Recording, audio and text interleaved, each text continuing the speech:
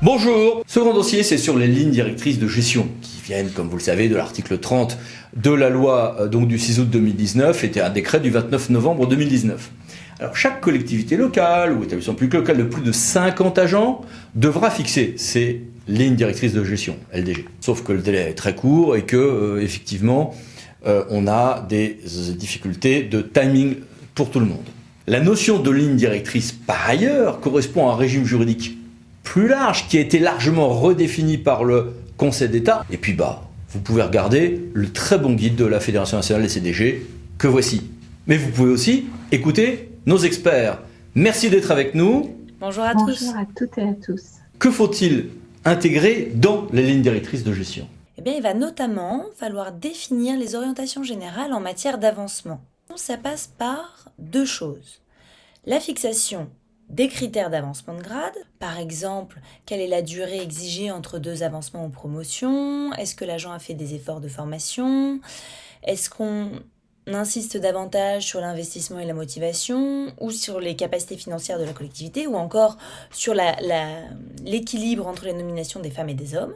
C'est la première chose à définir, les critères d'avancement.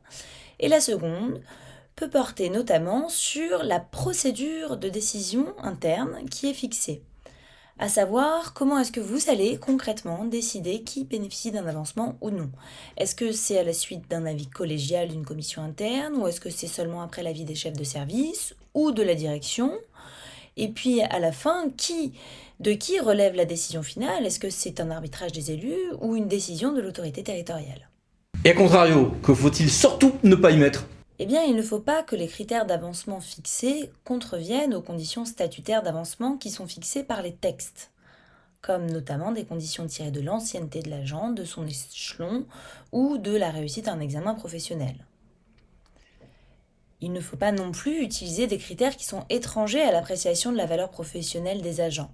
Par exemple, l'âge des agents ne peut pas être un critère pour conditionner leur avancement. Enfin, il est intéressant de noter que le juge a pu considérer que l'utilisation d'un critère unique était illégale. Il s'agissait en l'occurrence d'un critère basé uniquement sur la notation des agents et le juge a considéré que c'était insuffisant. Passons à vous, Madame la Présidente. Quels conseils formuler pour ceux qui entrent dans une telle négociation en matière de LDG ? De se mettre d'accord sur la méthode avec les organisations syndicales. C'est le propre des accords de méthode. On discute du déroulement de la négociation, des différentes étapes et des points clés à intégrer.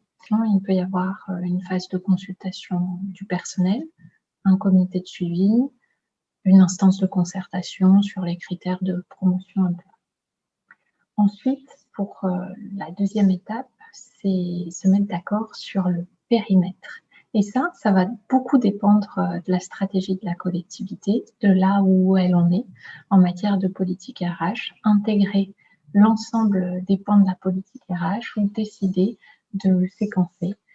D'abord travailler sur la mobilité, la formation, puis ensuite sur le recrutement, puis ensuite sur la prévention de l'usure professionnelle, par exemple. Et inversement, quelles sont les erreurs à ne pas commettre ? L'erreur serait de vouloir tout traiter. Les lignes directrices de gestion constituent une avancée. Discuter de la stratégie relative aux ressources humaines et des critères de promotion et surtout les rendre accessibles à tous et à toutes, c'est important. Mais la loi de transformation de la fonction publique a fixé un délai court pour travailler sur ces lignes directrices de gestion. L'erreur serait donc, à mon sens, de vouloir aller trop vite. Pour pouvoir faire du bon travail, il faut pouvoir prendre son temps, discuter, dialoguer.